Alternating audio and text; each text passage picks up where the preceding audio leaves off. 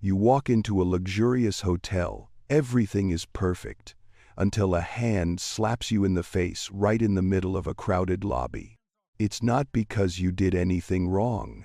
It's because people think you have no right to object. The scary part wasn't the slap itself, it was the moment that followed, when the whole room fell silent. No one spoke up, no one stood up, and you suddenly realize the greatest pain isn't being insulted, but being treated as if you don't exist. If it were you, what would you do? Will you leave to protect your safety, or stay, knowing that staying might make things worse? The woman in this story chose to stay, not for revenge, not to cause a scene, but to force the truth to be seen. And just 9 minutes later, the entire system had changed.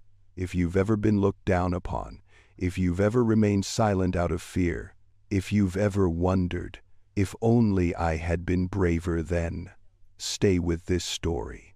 And before we begin, please like, share, and subscribe to the channel, because who knows, this story might help you rediscover the voice you once lost. No one in the lobby of the Harrington Crown Hotel that morning imagined they were about to witness a moment that would change the fate of an entire building. It was an autumn morning in Boston. The air was cool, not enough to warrant a thick coat, but enough to make one quicken their pace. Soft sunlight streamed through the floor-to-ceiling windows of the main hall, reflecting off the polished cream-colored marble floor so smooth it could be used as a mirror. The aroma of freshly brewed coffee wafted gently through the air from the lounge counter.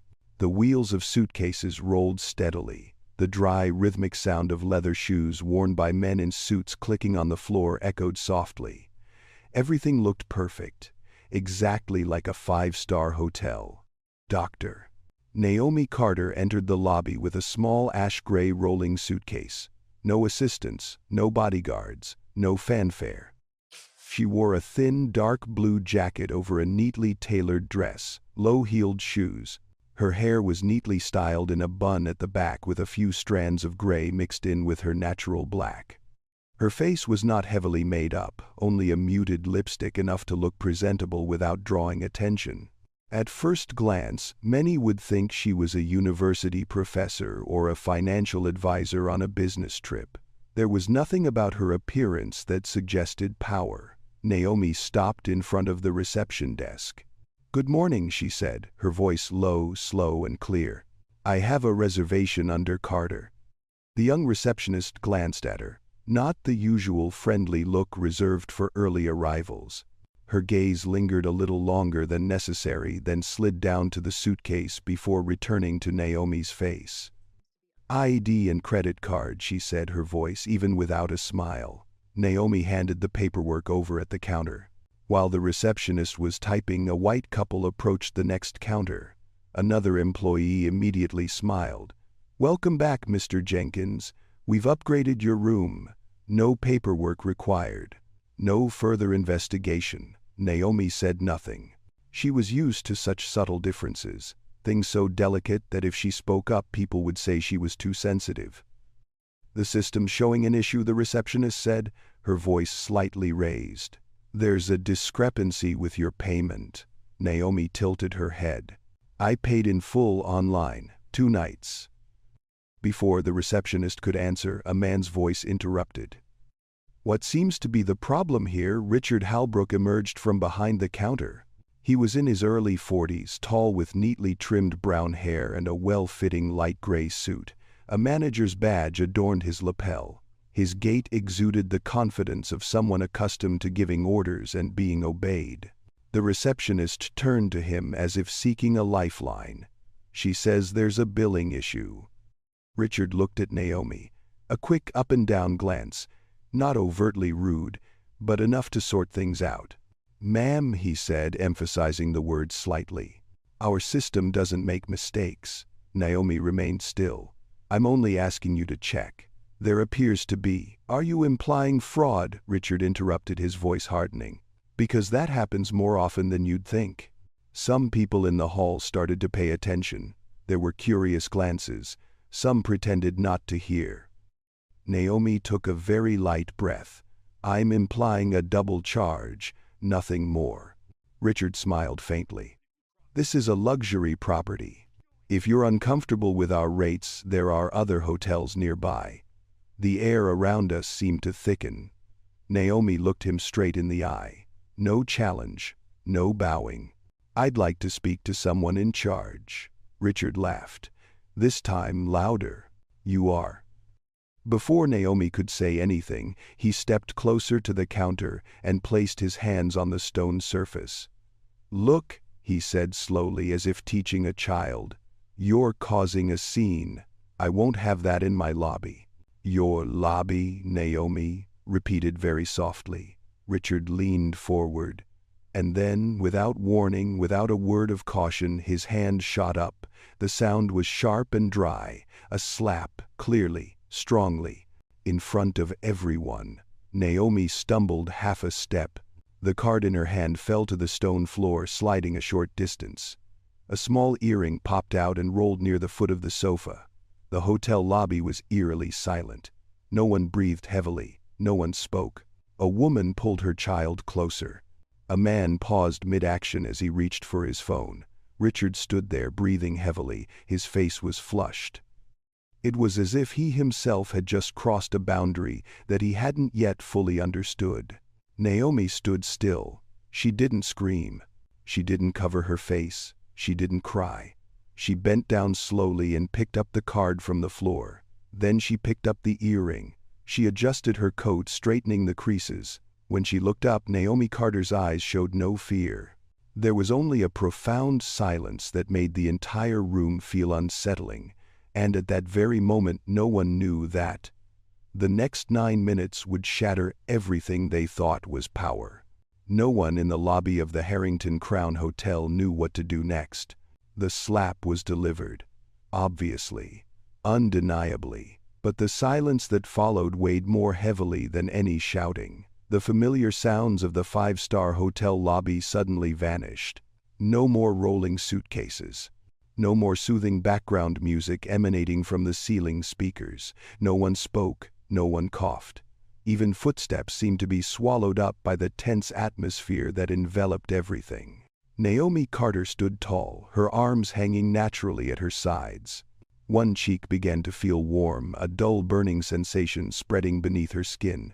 She could feel her heartbeat distinctly, not fast, not erratic, just steady, as if her body were accustomed to keeping itself together during difficult moments. Richard Halbrook was the first to break the silence.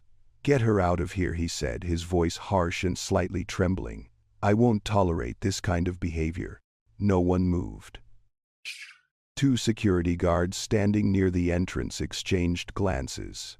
They had witnessed countless tense situations in this hotel. Drunk guests, arguments over bills, sometimes threats. But this was the first time they had seen a manager physically assault a guest in broad daylight. One of them took half a step forward, then stopped. His gaze swept over Naomi, then returned to Richard. "Sir, should we call the police?" he asked, his voice low. Richard turned around. "Are you questioning my authority?" The security guard stepped back. "No, sir." Naomi remained still. She no longer looked at Richard. Her gaze was fixed on the space before her, as if looking through the hall, through the marble walls beyond this space. In that moment, very old memories came uninvited. Naomi remembered standing there once, silent, in a hotel lobby. When she was 8, her hand clasped tightly with her mother's. Her father stood before them wearing an old but neatly pressed suit. The receptionist had smiled politely, then said there were no rooms available, even though the vacancy sign was still lit outside. "Just business," he said. Naomi didn't fully understand the meaning of that statement at the time, but she vividly remembers the feeling of being excluded, the feeling of not belonging where she was. Now, decades later, that feeling has returned, but Naomi is no longer a child. Richard cleared his throat, trying to regain his composure. "You assaulted my staff," he said louder, loud enough for those standing further away to hear. "You caused a disturbance. We have every right to remove you." Some customers started whispering. Some secretly took out their phones. Others turned away, as if they didn't want to be involved. Naomi finally spoke up. Her voice wasn't loud, not sharp, just deep and clear. "I did not assault anyone." Richard smirked. "Oh, really? Because that's not how it looked." Naomi turned her head, looking directly at him for the first time since the slap. Her gaze was so calm that it made Richard pause for a very brief moment. "Everyone here saw what happened," she said. "So did the cameras. Some people unconsciously looked up at the ceiling where compact security cameras were discreetly mounted in the corners." Richard froze, just for a split second. Then he laughed a little too loudly, a little too forced. "Those cameras are for our protection," he said, "not yours." Naomi didn't respond immediately. She bent down, straightened her rolling suitcase, and adjusted the handle. Her movements were slow and deliberate, as if each action had been carefully considered. A middle-aged woman in a light gray housekeeping uniform stood near the east hallway of the lobby. She had been there before the incident occurred. Her hands trembled slightly as she clutched the cleaning cart tightly. "Her name is Evelyn Brooks." Evelyn looked at Naomi, then at Richard. Her gaze lingered on Naomi's face for a long time. There was something familiar about her, not because she had met Naomi here before, but because of her posture, her silence. It was exactly like the black women Evelyn had seen throughout her decades working in this industry. Women who learned to swallow their anger in order to survive. Evelyn took a small step forward, then she stopped. She wanted to say something, but her throat was dry. Richard turned to the receptionist. "Call security. Tell them to escort her out. Now." The receptionist fumbled with the phone. Her hands trembled, almost dropping it. She glanced at Naomi, then at Richard. Her eyes betrayed her confusion. Naomi watched the scene. She saw herself in that young girl, years ago, when faced with decisions where whatever choice came with a price. "Please, Naomi," said her voice softer. "There's no need to escalate this." Richard tilted his head, a half smile on his face. "You don't get to decide that." Naomi nodded slightly. "You're right." That answer left Richard stunned. He was expecting resistance, an argument, but Naomi gave him none of that. She took a phone out of her handbag. No rush, no nervousness. She looked at the screen for a few seconds as if checking something, then pressed the call button. Richard took a step forward. "Who are you calling?" Naomi didn't look at him. "Someone who should be aware of what just happened." Richard reached out, intending to stop her. But then he paused. There was something in the air that made him hesitate. An unnamed feeling, like standing before a door and not knowing whether you should open it or not. Naomi held the phone to her ear. It rang once, then twice. The hotel lobby held its breath. The call wasn't connected. But right now, nobody in the lobby knew that the wheels had already started turning, slowly but irreversibly. Naomi Carter remained standing there, silent, calm. And Richard Halbrook, though he may not realize it, has already taken one step toward the biggest mistake of his career. If anyone in the lobby of the Harrington Crown was calm enough to observe Dr. Naomi Carter closely at this moment, they would notice something very strange. She didn't stand there like someone cornered. Her shoulders didn't hunch. Her back didn't arch. Her chin didn't droop any lower than before.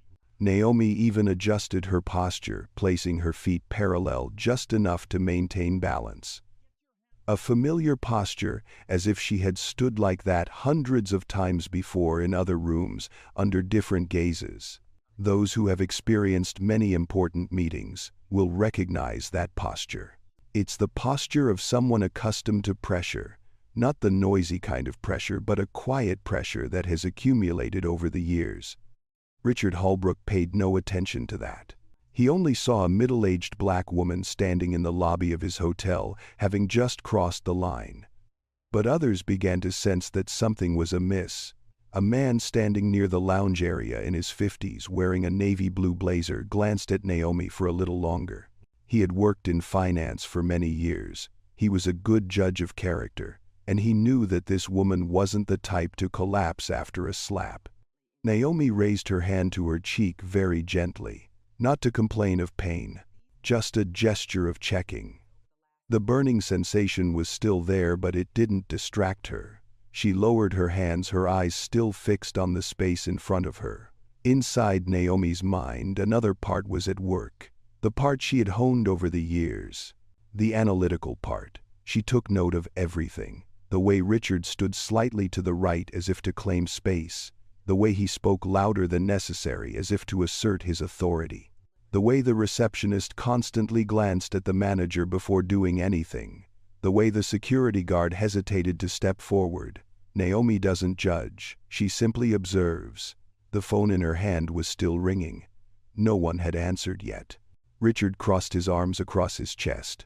I suggest you leave before this gets worse. Naomi tilted her head. Worse than being hit, some people inhaled very softly. Richard clenched his jaw. You're twisting the situation, he replied. You provoked me. Naomi looked at him. Her gaze wasn't angry. It held a cold curiosity. Is that what you'll say when someone asks? She asked. Richard forced a smile. If anyone asks. Naomi didn't answer. She turned her head and looked around the hall.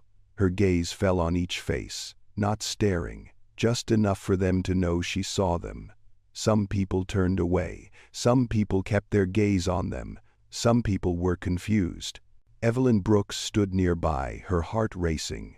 She didn't understand why her throat tightened. She had seen many black women mistreated in her 35 years working here. But this woman was different. It wasn't because of her clothes. It wasn't because of her appearance. It was because of the way she stood there, as if this hotel lobby didn't make her seem small at all. Evelyn recalled those very early mornings when she silently mopped the lobby floor. She remembered the staff meetings where complaints about difficult guests always referred to the same type of person. She remembered the times she wanted to speak up but swallowed her words because she needed to get the job done. Naomi Carter didn't swallow.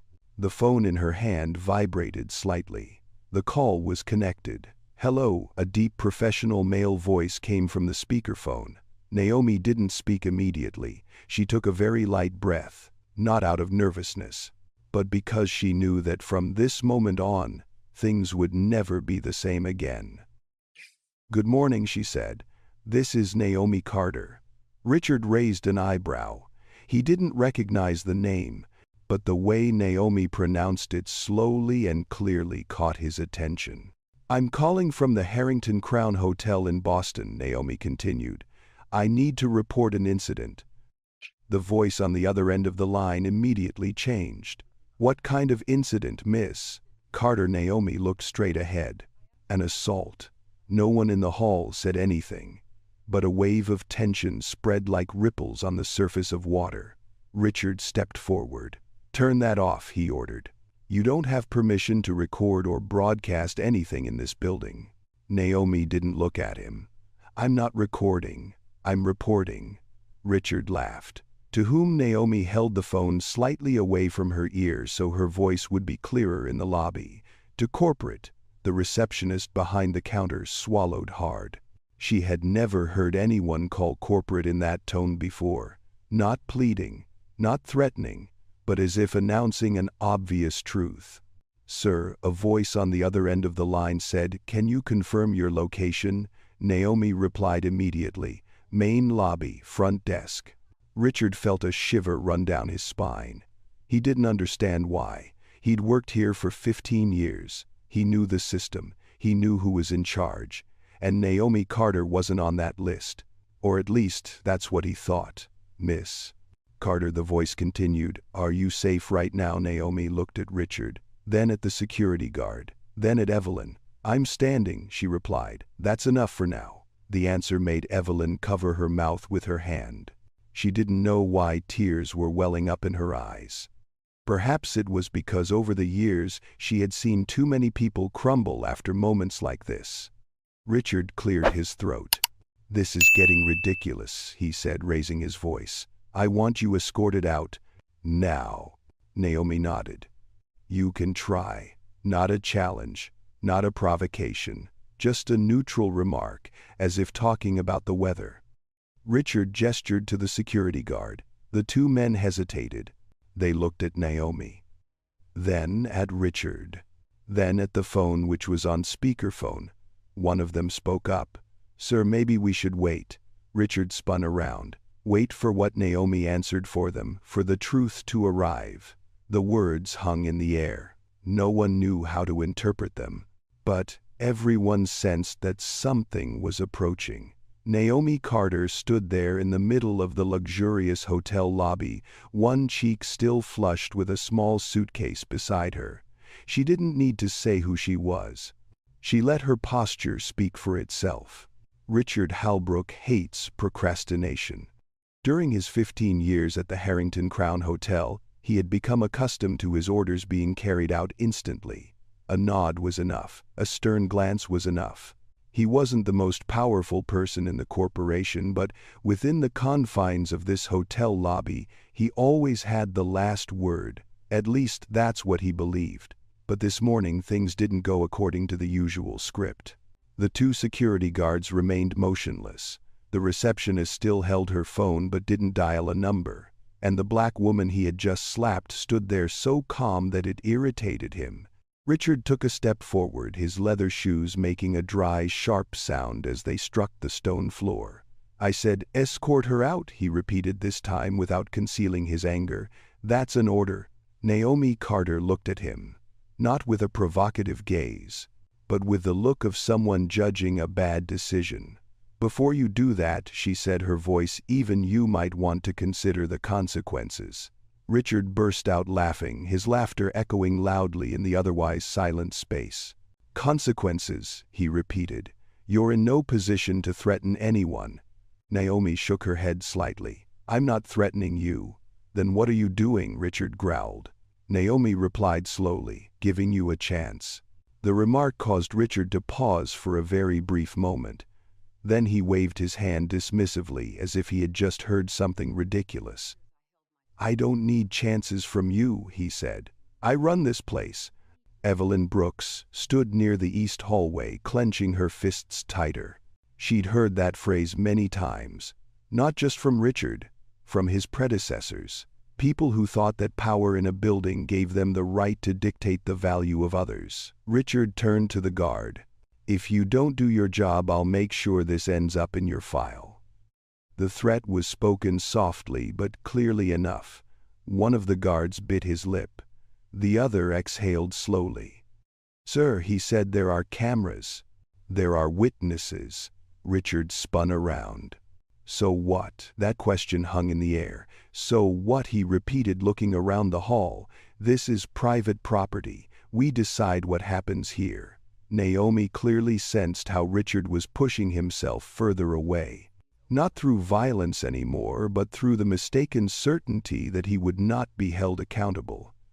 She had seen this before. In hearings. In closed-door meetings. When those in power believed the system would protect them. Naomi glanced at the receptionist. The young woman avoided her gaze, then finally looked up. Her eyes gleamed with fear. It's okay, Naomi said to her very softly. You don't have to choose right now. The receptionist swallowed hard. She looked at Richard. Then, at Naomi. Her hands trembled slightly. Richard heard it. He didn't like the way Naomi spoke to her staff, as if she were the one in charge. Don't talk to my staff, he yelled. You're confusing them. Naomi turned to look at him. They look confused because they're being asked to defend something that's wrong. Richard clenched his jaw. What's wrong is you coming in here causing trouble and then playing the victim. Naomi was silent for a few seconds. That silence was long enough to make some people feel uncomfortable. Do you hear yourself? She asked. Richard raised his eyebrows. I hear someone who knows how this business works. Naomi nodded slowly. So do I. Richard smiled faintly. Then you should know when you're not welcome. Naomi bent down and placed her hand on the suitcase. Not to leave. just a familiar gesture as if to remind herself where she was standing. She looked up. "I know exactly where I am." Richard folded his arms. "Then leave." Naomi shook her head. "Not yet." Her voice remained low without a hint of tension. That's what irritated Richard. He needed Naomi to be angry. He needed her to do something to give him an excuse. Richard moved closer, invading Naomi's personal space. "You don't get to decide how long you stay here." Naomi didn't back down. "Neither do you." The decisive answer made several people in the hall gasp. Richard stared at Naomi, trying to find a sign of fear, but he found none. Evelyn Brooks felt her heart pounding so hard her ears were ringing. She realized something very clearly at that moment. This woman wasn't just defending herself. She was standing firm for all those who had never been able to stand. Richard turned to the security guard again. "Last chance," he said. "Do it." One of the two guards took half a step forward, then stopped. He looked at Naomi, then at Richard. "Sir," he said, his voice low but clear, "I won't touch her." Richard spun around. "What did you say? I won't touch her?" he repeated, this time in perfect English. "Not after what I saw." Richard blushed. "You're insubordinate." "Maybe," the security guard replied, "but I won't be complicit." The word complicit echoed through the hall like a bell. Naomi looked at him, her gaze softening for a moment, not because of victory, but because of choice. Richard felt his power being challenged in a way he wasn't used to. Not with noise, not with rebellion, just with silent refusal. "You're all going to regret this," he said, his voice hoarse. "I'll make sure of it." Naomi looked at him for a long time. Then she spoke softly as a gentle breeze. "People usually regret things they do," she said, "not things they refuse to do." Richard forced a smile, but a flicker of unease appeared in his eyes. He didn't know why, but for the first time since leaving the office this morning he felt he wasn't entirely in control of the situation. Naomi's phone vibrated gently in her hand. The call was still on. Someone was listening on the other end. And the words Richard had just spoken, the orders he had just issued, hadn't vanished into thin air. They are being documented. Naomi didn't need to say anything more. She just needed to stand there, letting the false power continue to reveal itself. Silence isn't always a sign of weakness. Sometimes it's the only way for the truth to have enough space to reveal itself. "Doctor." Naomi Carter stood in the middle of the Harrington Crown Hall, not saying another word. She didn't turn away. She didn't argue. She didn't explain. She just stood there, letting everyone see clearly what was happening. Richard Halbrook hated that. He was used to reactions. Used to arguments, to tears, to pleading. Those things gave him a sense of control. But Naomi gave him none of that. Her silence made him uneasy. "You're not going to say anything?" Richard asked, his voice laced with mockery and irritation. Naomi looked at him, her eyes calm. She didn't answer. Richard smirked. "That's what I thought." He turned to the crowd, raising his hand like an impromptu master of ceremonies. "You see," he said loudly, "she knows she's wrong." No one responded. Some people shifted their weight from one foot to the other. A man standing near the elevator glanced at his watch. The receptionist bit her lower lip as if trying to hold back something. Evelyn Brooks felt her stomach tighten. She realized something that many in the hall were probably realizing as well. Richard was talking a lot, Naomi wasn't, and in that contrast, the truth was clearly tipping in someone's favor. Richard moved closer to Naomi again. He stood close enough for the pungent smell of his cologne to overpower the aroma of coffee in the lobby. "Look at you," he said, lowering his voice, "standing there like you're above this." Naomi remained silent. She inhaled slowly, then exhaled. Her breathing was steady, as if she were reminding herself to hold on. "Say something," Richard growled. "Defend yourself." Naomi tilted her head. "I don't need to." The answer was short and simple, but enough to leave Richard speechless. "You don't need to," he repeated. "That's rich." Naomi looked him straight in the eye. Everything you need to know is already happening, Richard smirked. In your head maybe. Naomi didn't argue. She turned her head and looked around the hall once more. Her gaze settled on the observing faces. Some averted their eyes. Some looked straight ahead. Some began to frown as if they had just realized which side they were on. Naomi's silence lingered. It created a void. And in that void, Richard continued to fill it with his own words. You come into my hotel, he said, his voice rising. You accuse my staff. You disrupt my guests. And then you expect sympathy. Naomi turned to look at him. Is that what you think happened? Richard laughed loudly. That's exactly what happened.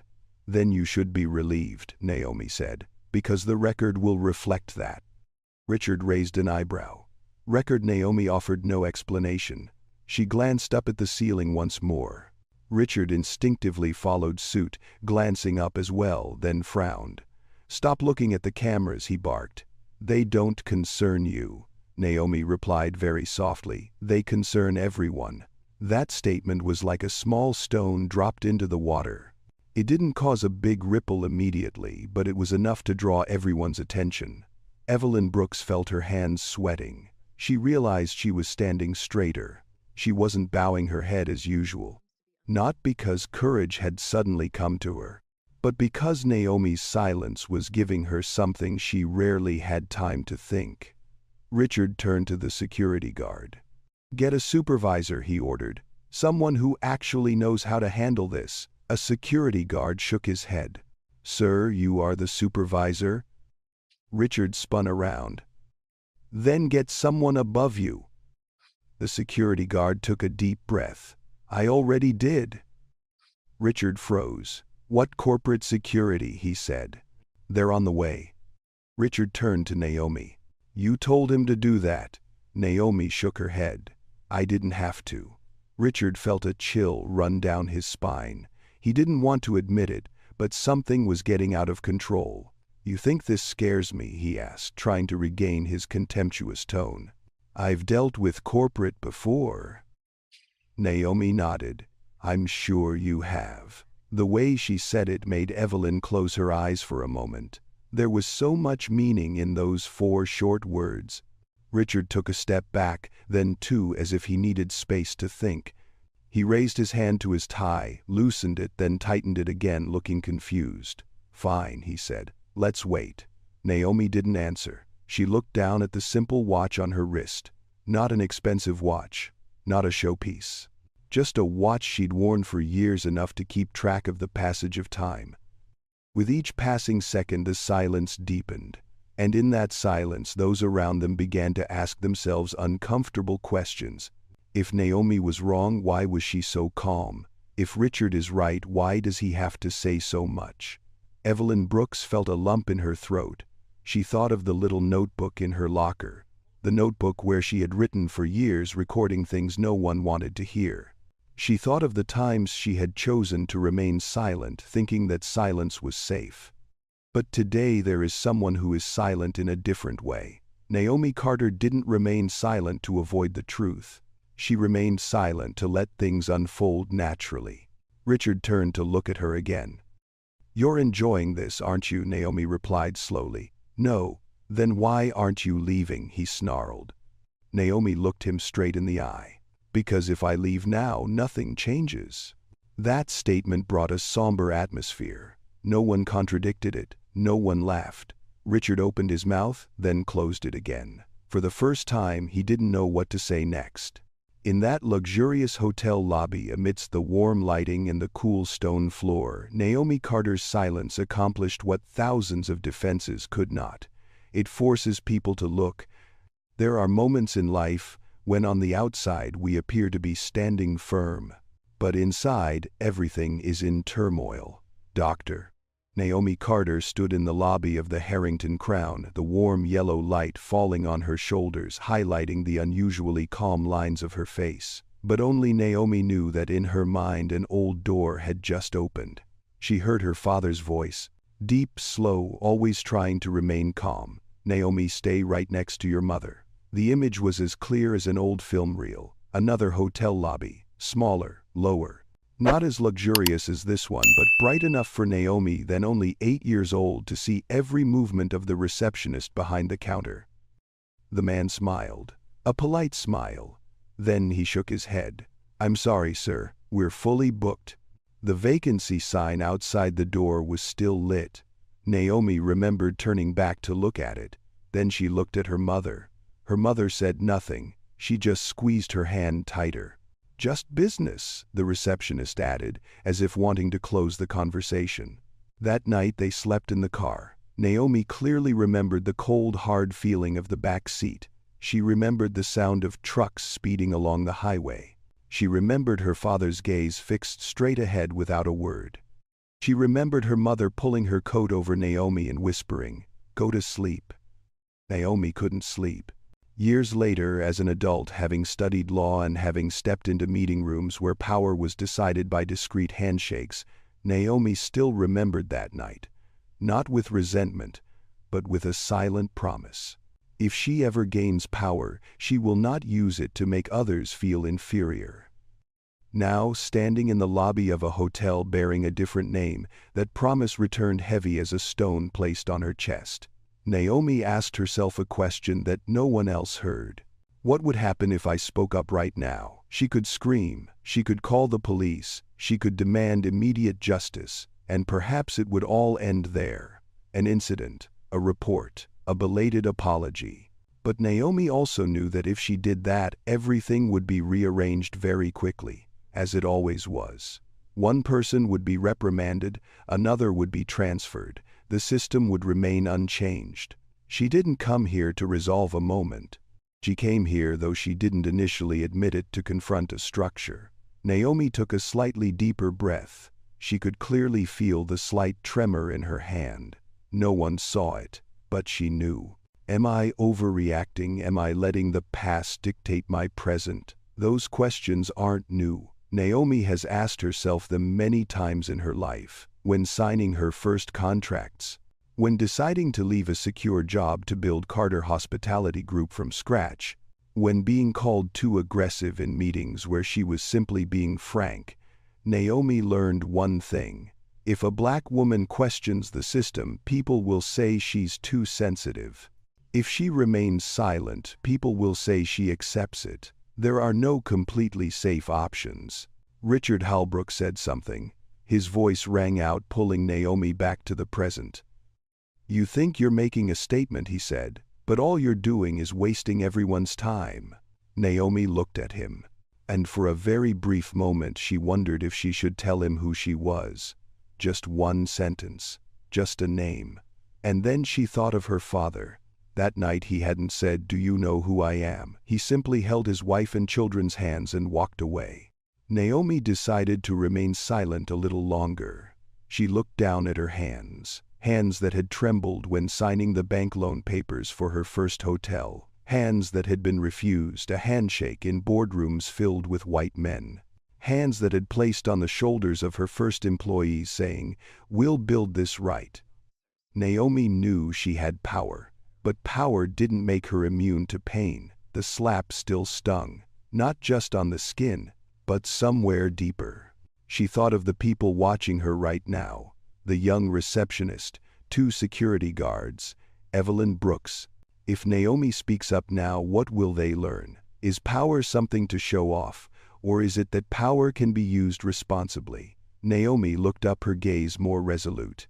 She had her answer, not in words, but in the way she chose to stay. Richard breathed heavily, clearly losing his patience. "I'm done playing games," he said. "Either you leave or I'll call the police." Naomi nodded. "You can." Richard raised an eyebrow. "You don't seem worried." Naomi replied slowly, "I'm not." Richard gave a wry smile. "You should be." Naomi shook her head slightly. "Fear doesn't help me make good decisions." That statement wasn't directed at Richard. It was directed at her. Inside Naomi, the internal struggle subsided. Not because things had become easier, but because she had chosen her own path. She will not react the way the system expects. She will not back down. And she will not do anything that would reduce this story to a personal altercation. Naomi Carter stood there, with the past behind her and the future ahead. She knew that the next few minutes would shape many things, not just for her, but for everyone watching. She looked up at the lobby ceiling again. The camera was still there, small, silent, unbiased. Naomi thought to herself, let the truth speak for itself. For many years, Evelyn Brooks learned how to become invisible. She walked more softly than necessary. She placed the trolley close to the wall. She avoided eye contact unless asked. Not because she was shy, but because she understood the unwritten rules of places like the Harrington Crown Hotel. Here, people like her thrive best when they leave no trace. Evelyn has worked at this hotel for 35 years. She started in her early 20s with strong hands and a simple belief that if she worked hard, everything would be all right. Years later, she realized that hard work isn't always enough. She had wiped every single tile in this lobby. She had polished every stair railing. She had seen generations of managers come and go. Some were kind, some were cold. Some resembled Richard Halbrook more than she wanted to admit. Evelyn had stood in this position many times, watching, speaking, not interfering. But this morning, something was different. Evelyn looked at Dr. Naomi Carter, and a familiar feeling tightened in her chest. Not because of the slap, but because of the way Naomi stood behind her. She had seen that stance before, in the mirror. Years ago, when a manager told her she wasn't quick enough for a promotion, when she stood there silent knowing that resistance would only make things worse. Naomi Carter stood there but differently, not silent out of fear, silent because she was choosing her moment. Evelyn swallowed hard. She felt her palms sweating. Her heart was pounding. She didn't want to interfere. She didn't want to draw attention to herself. But one thought kept repeating itself in her head. If not now, then when Richard Halbrook continued speaking. He didn't even notice Evelyn. In his eyes, she was just a part of the background. You think standing there quietly makes you right, Richard said to Naomi. It doesn't. Naomi didn't answer, but her gaze swept over Evelyn for a split second, not long, not clear, but enough for Evelyn to sense something. She was seen. Evelyn took a deep breath. Then another. She pushed the housekeeping cart forward a little. The wheels creaked softly.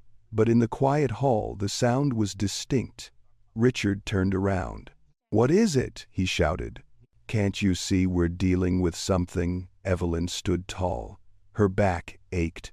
Her knees were sore, but she still stood tall. "Yes," she said. Her voice trembled slightly but didn't break. "I can see that." Richard frowned. "Then go back to work." Evelyn didn't move. "I'm already at work." A few people turned to look. The receptionist's eyes widened. The two security guards exchanged quick glances. Richard gave a wry smile. "Don't start," he said. "This doesn't concern you." Evelyn looked at him. For a long time. Then she said what she had kept in her heart for years. "It concerns all of us." The atmosphere in the hall changed. Not abruptly, but noticeably. Richard frowned. "You're out of line." Evelyn nodded. "I've been out of line before," she said. "Every time I watched something wrong happen and said nothing." Richard smirked. "You're exaggerating." Evelyn shook her head. "No, sir, I'm remembering." Naomi Carter looked at Evelyn. Her gaze softened, revealing her true feelings. But Naomi said nothing. She let Evelyn speak. Evelyn sensed it. Permission needed no words. "I've seen guests treated differently," Evelyn continued. "I've seen staff talked down to. I've seen complaints disappear." Richard interrupted. "That's not what this is about." Evelyn looked him straight in the eye. "It never is," she said. "Until it is." A few people in the lobby started whispering, not out of curiosity, but because they recognized something. Richard turned to Naomi as if trying to regain his composure. "You put her up to this." Naomi shook her head. "I didn't know her name until just now." Evelyn turned to Naomi. "Evelyn Brooks," she said. "Housekeeping." Naomi nodded. "Thank you, Miss Brooks." Just 3 words. but the way Naomi said them made Evelyn bite her lip. Not ma'am, not staff, it was her name. Richard felt the situation was slipping out of his control. He took a step forward. This is enough, he said. You're both disrupting business. Evelyn looked around the hall. Business, she repeated. That word gets used a lot around here. Richard gritted his teeth. You're on thin ice. Evelyn smiled sadly. I've been on thin ice my whole career. She reached into the pocket of her uniform jacket. Naomi noticed the gesture. Not hurried, not impulsive. Evelyn took out a small notebook. Black cover, frayed edges. It had been used for a very long time. Richard raised an eyebrow. What's that? Evelyn looked at the notebook in her hand. Notes, she said, things I was told to forget. Naomi felt a chill run down her spine. Not fear. It was realization. Richard laughed loudly. You think a notebook changes anything? Evelyn looked at him. No, she said, but truth does. Naomi took one step forward. Just one step. But everyone in the hall noticed. Miss Brooks, Naomi said, her voice low. You don't have to show me anything right now. Evelyn shook her head.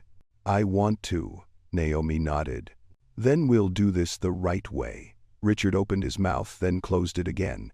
He had lost control of his speech.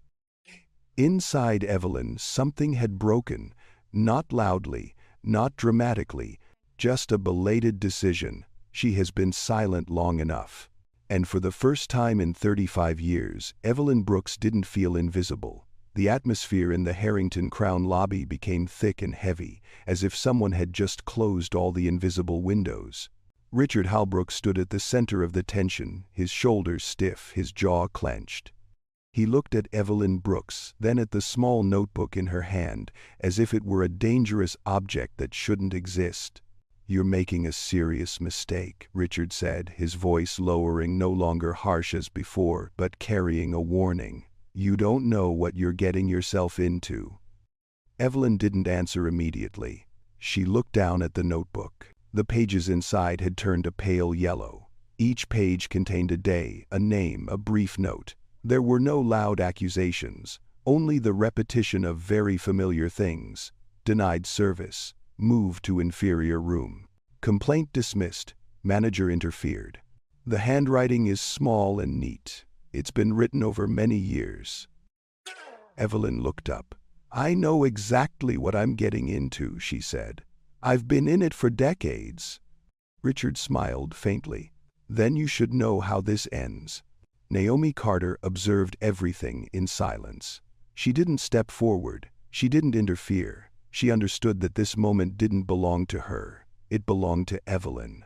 And if Naomi took that right away, the story would lose its most important element. Richard turned to Naomi, his eyes flashing with both annoyance and suspicion. This is your doing, he said. You stirred this up. Naomi shook her head. No, she replied. You did. Richard paused for a very brief moment. Then he laughed, but the laughter didn't reach his eyes. You think you're clever, he said, standing there letting others talk for you? Naomi looked at him, her eyes calm. I'm listening. Richard raised an eyebrow. To lies, Naomi replied slowly, to patterns. The word patterns made Richard frown. He didn't like Naomi's choice of words. It suggested that this wasn't an isolated incident, but a series of events. Richard turned to Evelyn. Hand that over, he ordered, pointing to the notebook. Evelyn tightened her grip. No. Richard took a step forward. That's company property. Evelyn shook her head. It's my handwriting, my memory. Richard turned to the security guard. Take it from her. The two security guards stood still. Now Richard growled. A security guard shook his head very slightly. Sir, we're not touching that. Richard spun around. You don't get to decide. Naomi spoke up, her voice still soft but clear enough to cut through. Actually, they do. Richard turned to look at Naomi, his eyes darkening. You're enjoying this. Naomi shook her head. I'm concerned about what Richard sneered. About how far you're willing to go, Naomi replied. Richard opened his mouth then closed it again. He felt strangely surrounded. No one shouted, no one lunged at him, but every small action was putting him on the defensive. An elevator bell rang. The doors opened.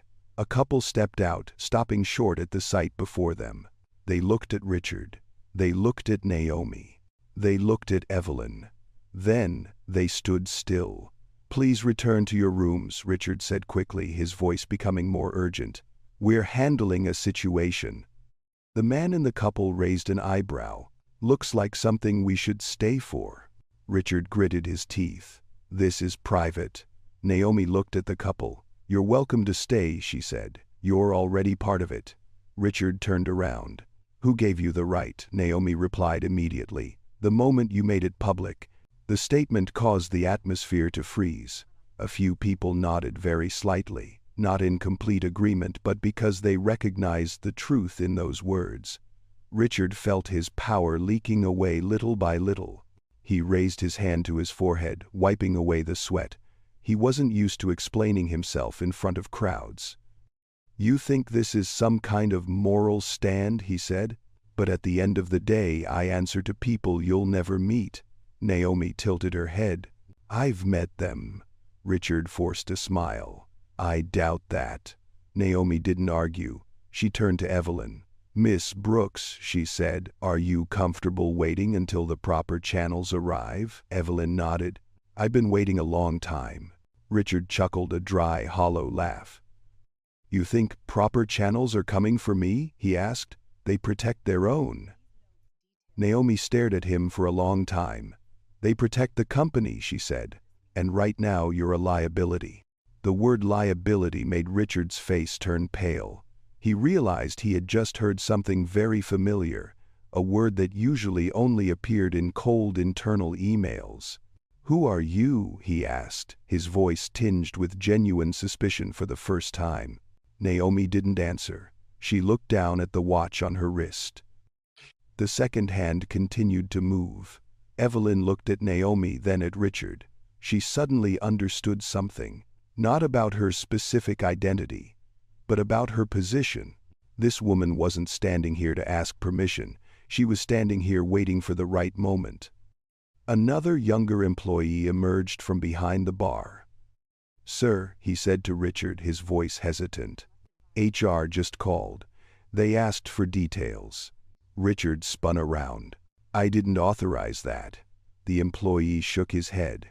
"They said it came from corporate security." Richard felt his heart skip a beat. He turned to look at Naomi again. This time, there was no contempt, only wariness. Naomi Carter remained standing there. No arms crossed, no hands on hips, no power pose. She just waited. And what made the audience and everyone in the hall begin to realize was this: when a person is not in a hurry to assert their power, it is very likely that they truly possess it. Dr. Naomi Carter's phone rang again. It didn't vibrate strongly. There were no loud beeps, just a very faint signal enough for her to feel it through the palm of her hand. Naomi glanced at the screen, then brought the phone to her ear, still on speakerphone mode. "Yes," she said. Just one word. But the way she said it made several people in the hall unconsciously hold their breath. A male voice, clearer than before, came from the other end of the line. "Dr. Carter, this is Marcus Lane, Corporate Security. We're 10 minutes out. 10 minutes. That number hung suspended in space like an invisible clock beginning a countdown. Naomi nodded slightly. "Thank you. Please coordinate with HR and legal." "Already done," Marcus replied. "We're pulling camera feeds now." Richard Halbrook stood a few steps away, but every word still reached his ears. He tried to appear calm, but his hand was clenched into a fist. "Who exactly are you talking to?" Richard asked, trying to keep his voice calm. Naomi turned to look at him. "Corporate security." Richard gave a wry smile. Corporate security, for whom Naomi didn't answer immediately. She glanced at Evelyn Brooks, then at the receptionist, then at the two security guards. Her gaze wasn't boastful. It was more like a silent reminder, "Pay attention." "Someone with authority," Naomi said finally. Richard raised his eyebrows. Everyone claims that when they're cornered. Naomi shook her head. I'm not cornered. Richard looked at her, trying to find signs of trembling. There were none. He turned away, taking a few steps toward the reception desk, as if needing to cling to something familiar. Let's be clear, he said loudly, turning to look at the crowd. This woman walked in here, accused my staff, and is now trying to intimidate us with calls and claims. Naomi didn't interrupt. She let him speak. That's not intimidation, Evelyn Brooks said, her voice trembling but firm. That's accountability. Richard turned to her. You should stay out of this. Evelyn shook her head. I already stayed out of too many things. Naomi looked at Evelyn with gratitude. Then she turned to Richard. Mr. Halbrook, Naomi said, calling him by his name for the first time. Do you know why people panic when they hear certain departments are involved? Richard smirked. Because they're guilty. Naomi nodded. Or because they understand systems. Richard frowned. What does that even mean? Naomi looked at him, her eyes deep and calm. It means people who've never had power think it's loud. People who've had it know it moves quietly. Richard swallowed hard. He didn't like the way Naomi spoke. It made him feel judged in a space larger than this hotel lobby. Stop speaking in riddles, he said. If you have something to say, say it. Naomi glanced at her watch. The second hand had already moved several times. I will, she said, when the right people arrive. Richard chuckled, but this time the laughter was short and abrupt. You're stalling. Naomi shook her head. I'm documenting. The receptionist behind the counter took a deep breath. Sir, she said to Richard in a low voice. HR just emailed. They asked for our statements. Richard spun around. Do not send anything. The receptionist froze. They said it's mandatory. Richard turned to Naomi, his eyes darkening. You did this. Naomi looked at the receptionist. You should respond, she said. Just tell the truth. The young woman looked at Naomi, then at Richard. In that moment, Naomi saw a very familiar struggle. The girl was standing between short-term safety and long-term truth. I'll tell them what I saw, the receptionist said finally. Richard spun around. You're making a huge mistake, Naomi said softly. No, she's correcting one. Richard stepped forward, standing just an arm's length from Naomi. You think you're untouchable? Naomi looked up at him. No one is untouchable. Then why are you so calm? Richard growled. People don't stay calm unless they know something. Naomi was silent for a few seconds. That silence only made Richard more uncomfortable. Say it, he urged. Who are you? Naomi inhaled, then exhaled slowly. She didn't intend to say much. She didn't need to say much. My name is Dr. Naomi Carter, she said, and I answer to a board. Richard smirked. Everyone answers to a board. Naomi looked directly at him. Yes, she said, but not everyone briefs one. That statement was like a tiny needle. It didn't explode, but it hit the right spot. Evelyn Brooks felt a chill run down her spine. She didn't fully understand the meaning of the words, but she understood enough to know this woman was not a guest. Richard felt his throat dry up. You're bluffing. Naomi shook her head. I don't bluff. Richard opened his mouth, then stopped. He didn't know how to retort. His usual words began to sound empty. An announcement sounded from the internal system behind the counter. The receptionist glanced at the screen, then looked up. Sir, she said, her voice shaking. Corporate legal is asking for your availability. Richard turned to Naomi. What did you tell them? Naomi replied very softly. What happened? Richard felt a surge of anger mixed with anxiety. He had handled complaints before. He had worked with the legal system before. But never had things happen so quickly. You think this ends well for you? He asked Naomi, his voice low. Naomi tilted her head. I think it ends truthfully. Evelyn Brooks looked at Naomi, then at Richard. She realized something that Richard probably hadn't yet noticed. The game is no longer in his hands, but Naomi hasn't told the whole truth yet. She hasn't revealed who she is in the bigger picture. She's letting things unfold one step at a time, because sometimes the truth doesn't need to be shouted. It just needs to come into the room at the right time. The moment Marcus Lane said 10 minutes out, the entire lobby of the Harrington Crown seemed to enter a different state. No one shouted, no one ran. But everyone felt a very distinct shift, like the air before a storm suddenly becoming unusually heavy and still. Dr. Naomi Carter glanced down at the watch on her wrist. The minute hand just moved past one mark. 9 minutes. It's not a long time, but it's not short either, as every second carries the weight of the truth about to be revealed.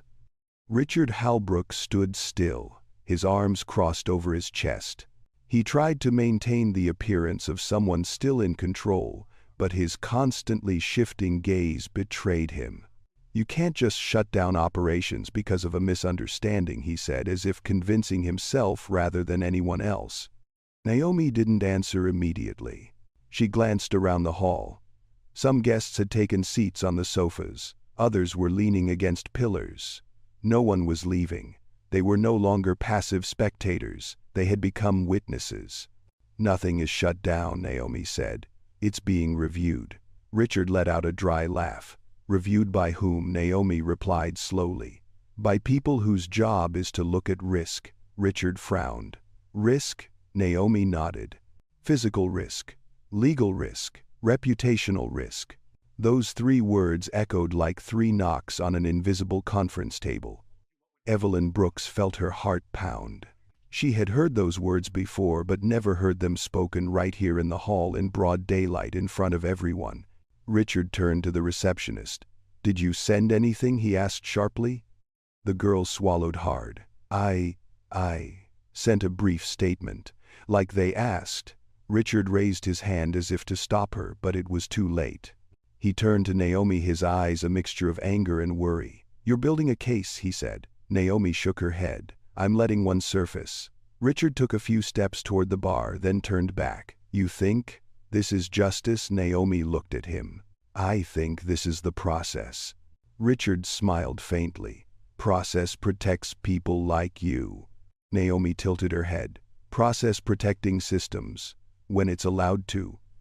Evelyn Brooks looked at Naomi, then at Richard.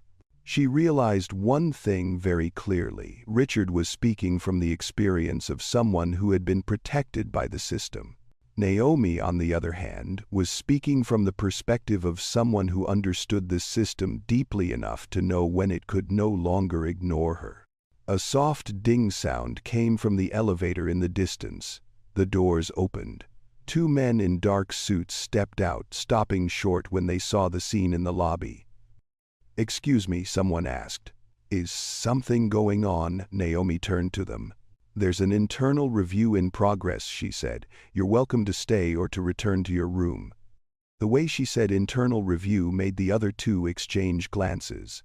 Not because they fully understood, but because they realized this was no small matter. Richard heard him. He spun around. "You can't speak on behalf of the hotel." Naomi looked at him. "I can speak about what I experienced." Richard opened his mouth, then closed it again. He felt each rebuttal becoming more meaningless than the last. Naomi looked at her watch again. 7 minutes. She wasn't impatient, but she was acutely aware of the time. With each passing minute, more data was collected, more camera footage was reviewed, more emails were opened. Naomi knows that because she used to be on the other side. Richard turned to Evelyn. "You should leave," he said. "This doesn't concern housekeeping." Evelyn looked at him, her voice lower than before. "It concerns how people are treated here." Richard smirked. "You think this changes anything for you?" Evelyn replied slowly. "It already has." Richard turned away as if he didn't want to look at her anymore. He walked toward the office behind the reception desk, then stopped. The office door was slightly ajar. Part of him wanted to hide inside, but another part knew that leaving the lobby now would only make things worse. Naomi observed Richard without judgment. She simply noted, this man was facing what so many who have held power face the moment they realize their power is no longer absolute. A soft vibration sounded. Naomi's phone. She looked at the screen, a short message. Feeds confirmed. Incident captured from 3 angles. Naomi nodded very slightly as if only talking to herself. Richard saw the gesture. "What now?" he asked, his voice sharp. Naomi looked at him. "Now we wait." Richard chuckled, but the laughter was faint. "You really think waiting favors you?" Naomi replied. "Waiting favors the truth." Evelyn Brooks felt a warmth spread through her chest. Not because it was over, but because for the first time she found someone patient enough not to rush to suppress the truth. 5 minutes. Several other staff members began to emerge from the corridors. They stood at a distance, hesitant to approach. They looked at Naomi. They looked at Richard. They looked at Evelyn. Their eyes held a variety of emotions: fear, curiosity, hope, skepticism. Naomi didn't see them as a group. She saw them as individuals. Each person had their own story. Each person had faced the choice of remaining silent or speaking out. Richard realized that. He felt he was gradually losing the invisible support that he had previously not needed to ask for. "Let's take this to my office," he said to Naomi. Privately. Naomi shook her head. "Transparency matters." Richard clenched his jaw. "You're doing this on purpose," Naomi replied. Yes, for the first time she admitted it explicitly. "Because when things happen behind closed doors," she continued, "they have a way of disappearing." Richard didn't answer. He looked around the hall, then up at the camera. He felt as though every familiar corner was being illuminated. 3 minutes. Naomi felt her heart rate increase slightly. Not from fear. It was awareness. She knew the moment of revelation was drawing near. She asked herself once more, "Am I ready?" The answer wasn't entirely easy, but she knew she couldn't turn back. Richard suddenly spoke up. "Whatever happens," he said, his voice low, "this won't end the way you think." Naomi looked at him. "I'm not thinking about the end," she said. "I'm thinking about what needs to happen." 2 minutes. Footsteps echoed from the front door. Not hurried, not rushed, but decisive. Evelyn Brooks turned around. Her heart was pounding. Naomi stood up straighter, not to show off, but to receive. 9 minutes were almost up. And when those doors opened completely, not only the fate of Richard Halbrook but also the Harrington Crown Hotel would enter a new chapter. The main doors of the Harrington Crown Hotel slowly opened. It wasn't the kind of hurried opening you see in emergencies. No loud shouts, no commotion. Just a steady movement enough to draw everyone's attention in the lobby. 3 people walked in. 2 men in black suits with walkie-talkies in their ears walked in unison, their eyes scanning the space quickly. A 3rd man walked between them, half a step slower. He was in his 50s with graying hair, tall, and had a serious but not cold face. Marcus Lane. Richard Halbrook recognized him immediately. His heart was pounding so hard that his ears were ringing. Marcus stopped in the middle of the hall, looking around. His gaze settled on Naomi Carter, just for a second, but long enough for Richard to see something that made his stomach churn. Marcus nodded. Not a polite nod. "It's a nod of confirmation, Doctor Carter," Marcus said, his voice clear, not loud but resonant. "I'm sorry you experienced this." The entire hall seemed to have lost all its air. Richard spun around to look at Naomi. "Doctor?" he repeated, his voice hoarse. Naomi nodded slightly. "Yes." Richard forced a smile. Doctor of what? Naomi looked at him. Not arrogant, not satisfied, just calm. "Law," she said, "and business." Marcus stepped forward. "We've reviewed the footage," he said. "And the reports." Richard tried to regain his composure. "This is a misunderstanding," he said quickly. A heated exchange. Marcus turned to him. "It was an assault." The word assault rang out clearly without emotion, but it was enough to make some people in the hall gasp. Richard shook his head. "You don't understand the context." Marcus looked straight at him. "I understand enough." Naomi stood still. She didn't interrupt. There was no need to interrupt anymore. Marcus turned to Naomi. "Dr. Carter," he said. "Would you like to address the staff?" Richard froze. "Address the staff?" he asked, his voice rising. "She doesn't have that authority." Marcus looked at him. "She does." Richard laughed loudly, but his laughter trailed off midway. On what basis? Naomi took a step forward. Not fast, not slow. Each step echoed clearly on the marble floor. "On the basis that this hotel," she said, her voice low, "belongs to Carter Hospitality Group." A few gasps of breath could be heard. Richard froze. "That's not possible." Naomi looked straight at him. "It is," Marcus continued. "The Harrington Crown Hotel was acquired 3 years ago, quietly." Richard shook his head repeatedly.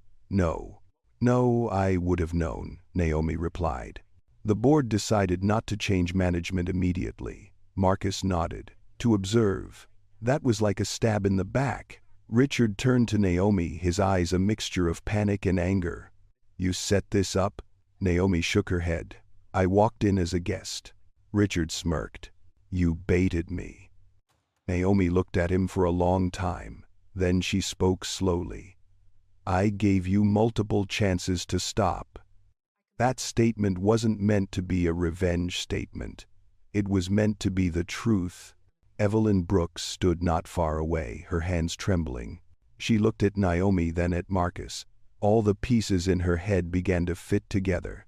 The way Naomi stood, the way she spoke, the way she wasn't in a hurry. Richard felt his legs go weak. "You can't do this," he said, his voice low. "I've given this place my life." Naomi looked at him. "So have many others." Marcus gestured to one of his companions. "Please gather the staff currently on duty." The staff began to gather around. No one spoke. No one looked Richard in the eye anymore. Naomi turned toward them. She wasn't standing on a platform. There was no need for one. "Thank you for waiting," she said. "I know this is uncomfortable." Her voice wasn't loud, but everyone heard her. "I want to be very clear," she continued. "This is not about punishment. It's about responsibility." Richard pops up. "You're going to fire everyone because of one incident." Naomi turned to him. "No." She turned to look at the staff. "I'm taking action because this incident was allowed to happen." No one objected. Marcus handed Naomi a tablet. She glanced at it quickly. It didn't take long. "Based on what we've reviewed," Naomi continued, "effective immediately, the management team on duty is terminated." Richard took a step back. "You can't," Marcus interrupted. "You are relieved of your position, Mr. Halbrook." 2 security guards stepped forward. Richard looked around, searching for supportive glances. There were none. Naomi continued. "Staff members who actively participated or enabled misconduct will be dismissed." Some people bowed their heads, and those who were pressured into silence, she said, her eyes flicking to Evelyn, "will be contacted individually." Evelyn felt tears welling up in her eyes. Not from joy, but from relief. Richard shouted, "This is a witch hunt." Naomi looked at him. "No, it's an audit." Marcus signaled, "Mr. Halbrook, please come to us." Richard turned to Naomi one last time. "You enjoyed this?" Naomi shook her head. "I endured it." Richard was led away, not handcuffed. But his honor had fallen to the floor. The hotel lobby was silent. No one applauded, no one celebrated. Naomi stood there for a long time, then spoke. "This hotel will close temporarily for review." A few sighs. "But no objection." Naomi nodded. "You'll receive full pay during this period." The atmosphere in the hall changed, not entirely relieved. But there was hope. Naomi turned to Evelyn. "Miss Brooks." Evelyn stepped forward, her hands still trembling. "Yes, ma'am." Naomi smiled very slightly. "Thank you for standing up." Evelyn nodded, tears streaming down her face. "Thank you for seeing us." Naomi said nothing more. She looked around the hall one last time. Not as the winner, but as the one responsible. The balance of power has reversed, but more importantly, the truth has been told. When Richard Halbrook was escorted out of the Harrington Crown Hall, no one applauded. There were no cheers. No boisterous sense of victory like is often seen in stories of power reversals. Only a different kind of silence, lighter, but deeper. Doctor. Naomi Carter stood in the middle of the hall, her hands clasped in front of her stomach, fingers loosely interlaced. That posture wasn't that of someone who had just achieved victory, but rather of someone contemplating the consequences. Marcus Lane stood half a step away from her, maintaining a distance sufficient to show support, but not to overwhelm her. He understood his role at this moment. This was no longer a matter of security. This was a matter of leadership. Naomi looked at the group of employees standing before her. They were of all ages and held all positions. Some bowed their heads, some looked straight ahead, some looked visibly anxious. "Before anyone leaves," Naomi said, her voice low and clear, "I want to say something." No one moved. "This is not about one person," she continued. "And it's not about one moment." A few people looked up. Evelyn Brooks stood in the outer row, her hands clasped together. "I didn't come here today planning for this to happen," Naomi said. "I came as a guest." Some gazes wavered. "I came as a guest of Azire. They were beginning to realize it was true. "But when something wrong happens," she continued, "how we respond matters more than the title of the person involved." Naomi paused briefly. "Not to create drama, but to make sure everyone was listening." "I've been in rooms where people justify behavior like this," she said. "They call it stress, or misunderstanding, or bad timing." Naomi looked down at the floor, then looked up again. "Those excuses don't hold up anymore." Marcus handed Naomi a thin stack of documents. She took them but didn't open them right away. "Decisions have already been made," Naomi said. "Management on duty has been terminated." A few gasps could be heard, but Naomi raised her hand slightly, signaling everyone to remain calm. "That decision wasn't made out of anger," she said. "It was made out of responsibility." A young man standing near the bar spoke up. "What about the rest of us?" Naomi looked at him. "That depends." He swallowed hard. "On what?" "On whether you were forced into silence," Naomi replied, "or whether you chose it." The question hung in the air. Not as an accusation, but as an invitation to confront it. Naomi turned to Marcus. "HR will be reaching out individually," she said. "Every statement will be reviewed." Marcus nodded. Already in motion, Naomi turned back to the staff. "No one will be punished for telling the truth," she said, "even if it's uncomfortable." Evelyn Brooks felt a weight lifted from her chest. She didn't need to take another step. Just standing there was enough. Another employee spoke up, his voice trembling. "Are we all losing our jobs?" Naomi shook her head. "No." That answer spread like wildfire. "This hotel will close temporarily," Naomi said. "For review, training, structural change," some people whispered to each other. "You will be compensated during this time," she continued, "and those who remain will be part of rebuilding." Evelyn closed her eyes for a moment. She never thought she would hear these words in her life. Naomi placed the documents on a nearby table. "Firing people doesn't fix culture," she said, "but refusing to act makes it worse." Marcus looked at Naomi, his eyes showing clear respect. He had worked with many leaders, but not everyone was level-headed enough to say that immediately after a major event, "Richard Holbrook has been removed from office." But his legacy remains, not in the person, but in the habits, the ways of being silent, the averted gaze. Naomi knew that. She had no illusions that one decision could erase years of accumulated resentment. She turned to Evelyn Brooks. "Miss Brooks," Naomi said, "you've been here a long time." Evelyn nodded. "Yes, ma'am. 35 years. Naomi inhaled slightly. "Would you be willing to speak with our review team?" Evelyn hesitated for a second, then she nodded. "Yes." Naomi smiled very slightly. "Thank you." It's not a smile of victory. It's a smile of recognition. A few other employees began nodding in agreement. Not all. but enough for Naomi to know the door had opened. Marcus received a text message. He glanced at it quickly, then whispered to Naomi, "Legal confirmations. We're clear to proceed." Naomi nodded. She turned back to look at the group one last time. "I know today was difficult," she said, "but difficulty doesn't mean damage. Sometimes it means change." Naomi didn't say anything more about herself. She didn't mention the slap. She didn't recount the past. She left those things behind. She took a step back.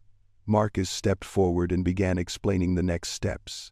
Evelyn Brooks stood still for a long time. She watched Naomi leave the center of the hall. Not hurried. Not arrogant. Just calm. Evelyn suddenly realized what made this moment different. Naomi Carter doesn't need to humiliate anyone to prove her power. She just needs to do the right thing. And sometimes that's the hardest form of justice. By that afternoon, the Harrington Crown Hotel was no longer a building. It became a record. A makeshift meeting room was set up right in the lounge area behind the lobby. Tables and chairs were neatly arranged. Laptops were opened. The projector was switched on. The air in the room no longer smelled of coffee or perfume, but rather the scent of paperwork and seriousness. Dr. Naomi Carter sat at the head of the table, not in a higher chair. She chose a position on equal footing with everyone else. Marcus Lane sat to her left. Her legal representative sat to her right. 2 HR staff members carefully took notes. Evelyn Brooks sat at the far end of the table. She had never sat in a meeting like this before. Her hands rested on her knees, trembling slightly, but she didn't withdraw. Naomi looked around the table. "We're not here to assign blame," she said. "We're here to understand patterns." That statement was repeated, but this time it carried a different weight. Evelyn took a deep breath. "I can start," she said. Everyone in the room turned to look at her. Evelyn opened the small notebook. The old pages rustled softly. She didn't read in order. She read from memory.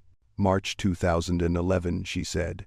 "A family was told their reservation had been canceled. They were black. The room was resold an hour later." Marcus took notes. "July 2014, Evelyn continued. "A guest complaining about being moved to a smaller room. Complaint was marked, resolved without contact." Naomi listened, without interrupting. "October 2017, Evelyn said slowly. "A staff member was warned for attitude after questioning a manager's comment about clientele fit." The room was silent. "This is no longer Naomi's story. Nor is it just Evelyn's. It's a series." A human resources representative spoke up. "Were these incidents reported formally?" Evelyn shook her head. "Some were. Some were discouraged." "By whom?" Marcus asked. Evelyn looked up. "By people who said it wasn't worth it." Naomi placed her hands on the table, her fingers intertwined. She had heard similar stories elsewhere, but hearing them here in the building she owned weighed heavily on her chest. "Did anyone ever follow up?" Naomi asked. Evelyn smiled sadly. "Follow up meant being moved to night shifts, or being told to keep your head down." Another employee, younger and sitting 2 seats away from Evelyn, spoke up. "I saw it too." All eyes turned to her. "I didn't say anything," she said. "I was afraid." Naomi nodded. "Thank you for saying that now." Marcus looked at Naomi, then turned back to the personnel. "This isn't a single location issue," he said. "This is a systemic failure." Naomi exhaled slowly. She knew it, but hearing it said still hurt. A legal representative spoke up. "We'll need to review other properties." Naomi nodded. "Start with this one." She turned to Evelyn. "Miss Brooks," she said, "why did you keep the notes?" Evelyn looked at the notebook in her hand. "Because I didn't want to forget," she said, "and because I hoped one day someone would ask." Naomi closed her eyes for a very brief second. When she opened them, her gaze was clearer. "We're asking now," she said. The meeting dragged on. Names, dates. These seemingly harmless statements taken individually form an undeniable picture when put together. No one shouted. No one slammed the table. The truth didn't require that. By the time the meeting ended, it was already getting dark. Naomi stood alone by the window looking out at the street. The street lights reflected off the glass, creating long streaks of light. Marcus approached. "You knew this was possible," he said. Naomi nodded. "I hoped it wasn't this deep." Marcus sighed. "What now?" Naomi turned to look at him. "Now we decide what kind of company we want to be." Marcus nodded. "That won't be easy." Naomi smiled very slightly. "I didn't build this expectation easy." Across the room, Evelyn Brooks was standing up preparing to leave. Naomi called her back. "Miss Brooks," Naomi said, "would you be willing to stay on as an advisor?" Evelyn was stunned. "Advisor?" Naomi nodded. "You've been watching this place longer than anyone." Evelyn swallowed hard. "I'm just housekeeping." Naomi shook her head. "Your institutional memory." Evelyn smiled, tears streaming down her face. "I've never been called that before." Naomi replied, "You should have been." When Evelyn left, she walked slower than usual, but her back was straighter. Naomi stayed a little longer. She looked at the documents on the table, the words, the numbers, the decisions that awaited her. She knew that exposing the system was just the first step. The next step would be much harder: change it. Night falls very slowly over the city of Boston. From the upstairs conference room window of the Harrington Crown Hotel, Naomi Carter saw the long strips of streetlights stretching like luminous threads against a dark backdrop. The city was still moving, cars were still driving, people were still walking, as if nothing special had just happened. But Naomi knew that some storms leave no visible trace. They leave traces inside the body. She took off her high heels, set them aside, and sat down in the chair near the window. She leaned her back gently against the backrest. This was the first moment of the day she allowed her body to relax. The slap from this morning is still there. It doesn't sting anymore, but it lingers. A reminder. Naomi raised her hand to her cheek very gently. Not because of pain, but because of memories. She thought of the moment Richard Halbrook raised his hand, not the moment his hand touched her skin, but the moment before that, when she realized his gaze had crossed a boundary that he believed he had the right to cross. Naomi had seen that look before. In boardrooms, in negotiations, in those unspoken judgmental glances, the look in the eyes of someone who believes they are safe. Marcus Lane knocked softly on the door, then entered. He paused when he saw Naomi already seated. "I didn't mean to interrupt," he said. Naomi shook her head. "You're not." Marcus walked closer, standing by the window at a safe distance. "Everything is in motion," he said. "The media hasn't picked it up yet." Naomi nodded. "They will." Marcus looked at her. "Are you ready for that?" Naomi was silent for a moment. Then she replied, "I've been ready since the first time I was told to be quiet." Marcus didn't ask any further questions. He understood that the answer didn't need explanation. After a while he said, "You could have revealed who you were earlier." Naomi looked outside. "I know." "Why didn't you?" Marcus asked. Naomi inhaled and exhaled slowly. "Because I needed to know," she said. "Not who they thought I was, but who they would be if they thought I was no one." Marcus nodded slightly. "And now you know." Naomi nodded. "Yes." Marcus looked at her for a long time. "It cost you." Naomi smiled very slightly. "It always does." Marcus left, leaving Naomi alone. The room was quiet. No more keyboard sounds, no more rustling of papers, only the steady hum of the air conditioner and the distant echoes of the city. Naomi asked herself a question she always asked herself after making big decisions. Could I have chosen the easier path? The answer is always the same. Yes, but that's not her path. Naomi thought of her mother, the woman who always said, "You don't need to prove you're strong. You just need to live in a way that you don't have to bow your head." Naomi didn't bow her head today, but the price of standing tall is a very particular feeling of loneliness. She picked up her phone. There were a few unread messages. From the board of directors, from her lawyer, from an old friend. She didn't open it right away. Instead, Naomi opened another message from Evelyn Brooks. "Thank you for today. I didn't think someone like me would ever be heard." Naomi stared at the text for a long time. Then she typed a reply. "You were always worth hearing." She put down the phone, feeling a lump in her throat, not from sadness, but from a rare feeling that right doesn't just exist on paper. Naomi stood up and stepped out onto the small balcony. The night air was cooler. She took a deep breath, letting the cool breeze touch her face. She thought about tomorrow. Meetings, phone calls, questions will come pouring in. Was this staged?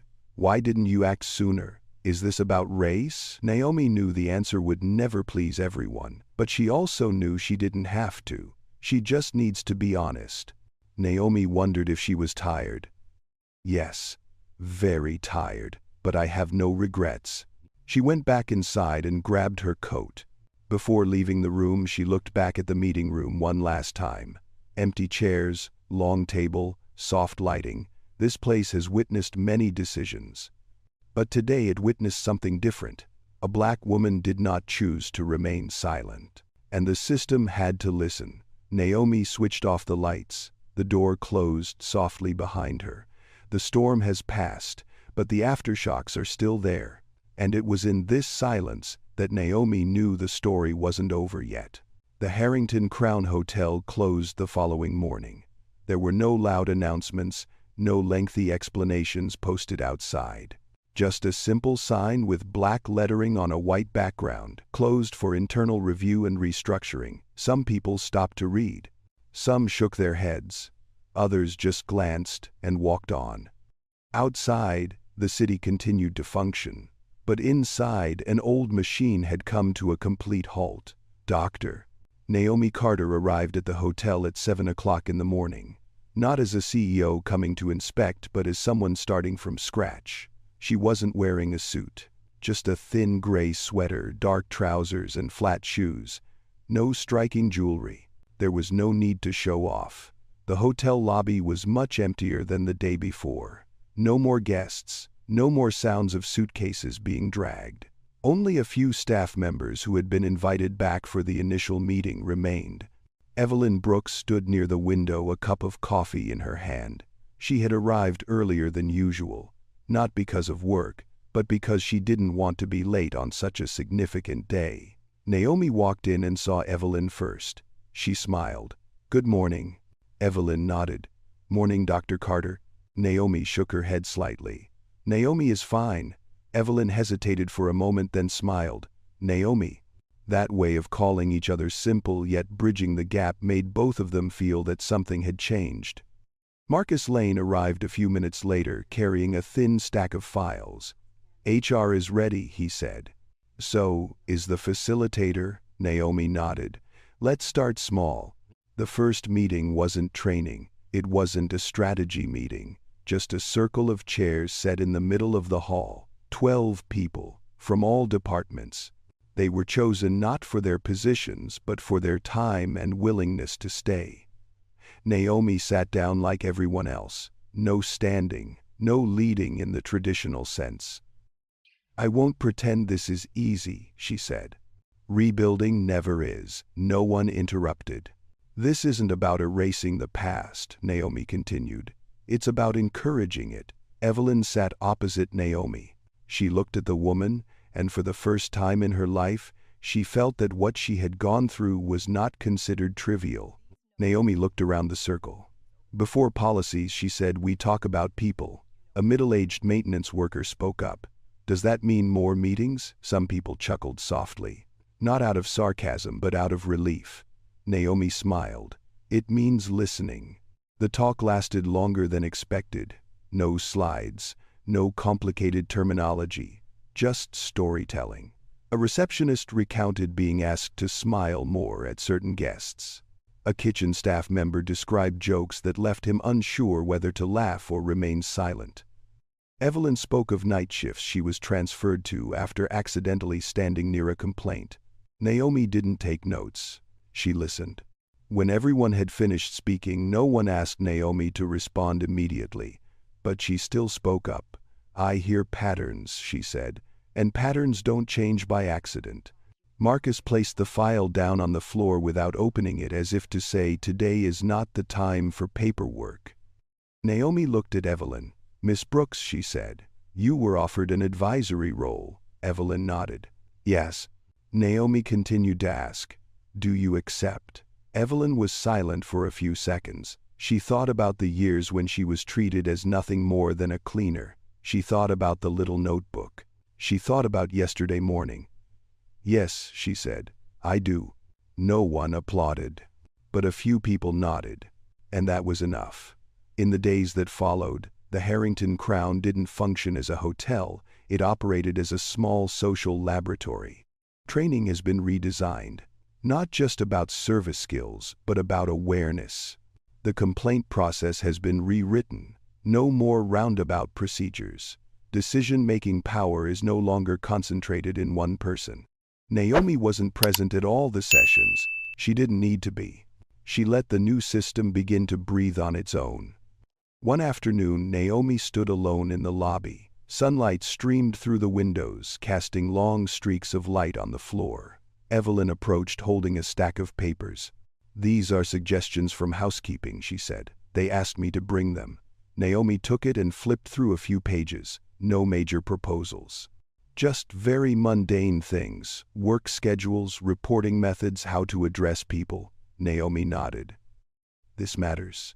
Evelyn smiled. "I never thought anyone would say that." Naomi looked at her. "That's part of the problem." That evening, Naomi left the hotel late. Before leaving, she turned back to look at the lobby one last time. No more tension, no more fear. Just a space learning to be different. Naomi knew that rebuilding would never be perfect. There would be mistakes. People would leave. There would be backlash. But she also knew that the hardest thing had happened. The silence has been broken.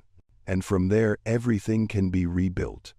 The story didn't explode immediately. It's leaking. Initially, it was a short video filmed with a phone from a corner of the Harrington Crown lobby. It wasn't clear. There wasn't much sound. All that was visible was a man raising his hand and a woman standing still. Then came an anonymous post on a local forum. Then a tweet without a name, just the question, "How does this still happen?" Within 24 hours, everything changed. News agencies started calling. Emails flooded Carter Hospitality Group's communications department. Headlines were drafted, then revised repeatedly. Black woman assaulted at luxury hotel.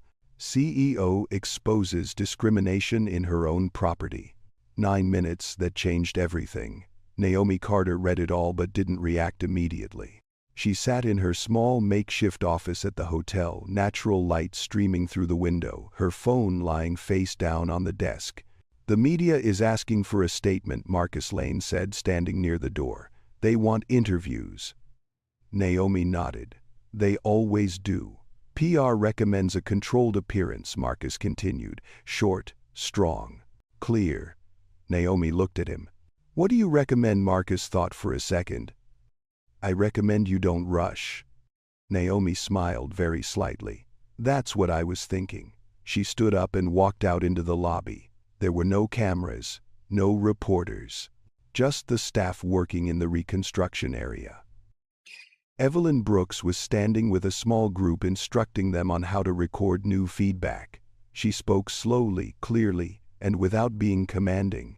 Naomi stood at a distance, not wanting to interrupt. When Evelyn saw Naomi, she nodded, not to ask for directions, but to confirm. Naomi understood. That was her first public answer, not in words, but in action. That afternoon, Carter Hospitality Group released a short statement. There was no photo of Naomi, no personalized story. That's just the truth. An incident occurred. An internal review was initiated immediately. Actions were taken. We are committed to structural change. Don't mention skin color. Don't mention the CEO title. Don't mention the slap. Many people are disappointed. Too quiet, one comment read. She should say more, another said. Why isn't she telling her story? Naomi read those lines in the evening alone in her temporary hotel room. She understood that desire. She also understood the power of personal stories. But she had made her decision. Don't turn pain into a brand. Another evening, Naomi joined a virtual meeting with the board of directors. The screen was divided into many small boxes. Familiar faces. A few scrutinizing glances.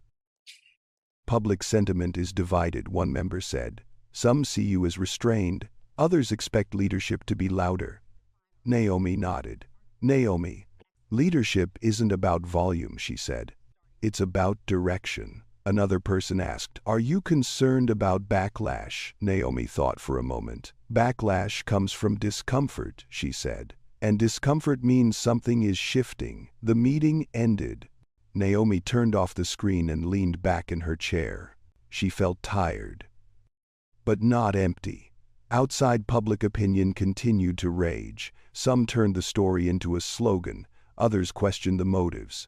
Several television channels invited Naomi to appear on air. Naomi declined most of them. She agreed to a single interview, not in person, no dialogue, just a long article published in a reputable newspaper. No sensational headlines. The article doesn't begin with a slap in the face. It begins with a very simple sentence. I didn't know my name would matter more than my experience. Naomi writes about the system, about silence, about how power operates when it goes unseen. She doesn't recount moments of violence in detail. She doesn't portray emotions in a tragic way. She wrote as if she had thought about it for a long time. The article was widely shared, not because it was shocking, but because it resonated with me. Evelyn Brooks read the article late one evening. She sat on her bed, the bedside lamp on. She read slowly, paragraph by paragraph. When she read the sentence, change doesn't begin with being heard. It begins with refusing to disappear. Evelyn placed her hand on her chest and closed her eyes. The following day, a group of students sent a letter to Carter Hospitality Group. They weren't asking about Naomi. They were asking about the new policy. They were asking how to participate. Some former customers sent emails. Some apologized. Others simply said, thank you. Of course, there were also negative reactions. Some people called Naomi playing the race card. Others said she overreacted. Naomi read those words. She didn't reply. Not because she despised them, but because she had already responded in another way. She continued working. One morning, as Naomi walked through the lobby, a middle-aged man, a former customer, recognized her. Dr. Carter, he said. I saw what happened. Naomi paused. Yes, he hesitated. I didn't say anything then, but I see it now. Naomi nodded. Seeing is a start. He smiled, nodded in return, and then left. Naomi stood there for a long time. She didn't feel like she had just won an argument, just that something small had shifted. That evening, Naomi received a text message from Marcus. Media interest will peak tomorrow, he wrote. Then it'll move on. Naomi replied, good. She doesn't need this story to go on forever. She needs changes, that's what she needs. Naomi stood in front of the mirror preparing to leave the hotel. She looked at herself, not with pride, but with honesty. She knew she would never be able to control how the world told this story, but she can control how she lives after it, and that's the most important thing. 3 months after the Harrington Crown Hotel closed, the sign in front of the entrance was taken down. There was no grand opening ceremony, no ribbon cutting, no reporters waiting around. Just an ordinary morning, cloudy and breezy. The glass door opened. The hotel lobby looked familiar, but it didn't look the same as before. The colors remain unchanged. The interior is the same, but the atmosphere is different. Not something that can be measured, something that can only be felt when you step inside. Dr. Naomi Carter stood at the door, not speaking, not leading the way. She let everyone else enter first. Evelyn Brooks walks a little slower than everyone else. She retired a month ago. The decision didn't come from fatigue but from a sense of fulfillment. Today she came back not to work but to witness. A young employee opened the door for Evelyn. "Good morning, Miss Brooks." Evelyn smiled. "Good morning." People now refer to her without her title housekeeping. Just her name. That's enough. Naomi stood behind them witnessing the moment. She said nothing, but she remembered it. The hotel lobby began to fill with guests. Not crowded, but there were people. A family walked in, the father holding the hand of his little girl. The child looked around curious. The receptionist bent down to the baby's eye level. "Welcome," she said, her voice gentle. Naomi turned away, not because she was overwhelmed with emotion, but because she understood it is these small moments that create legacy. Evelyn stood next to Naomi for a moment. "I never thought I'd see this," she said. Naomi asked softly. What part? Evelyn thought for a moment. "People are not afraid," she said. "People are not shrinking." Naomi nodded. "That's the hardest thing to rebuild." They stood still, watching the people go by. There were no banners, no slogans. No one mentioned the slap. No one whispered about the past, and that says a lot. At lunchtime, Naomi left the hotel earlier than usual. She had a flight, another meeting, another city.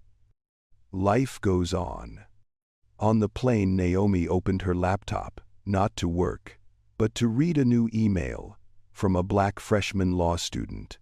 "Dear Dr. Carter, I don't know if you'll read this, but I watched the video. Not the slap. The silence after. It changed how I see power." Naomi read slowly, not because of the time, but because of the weight. The student wrote that she used to think leaders had to speak loudly. They had to defeat. They had to win. But now she understands that sometimes leadership is about staying when everyone else wants to leave.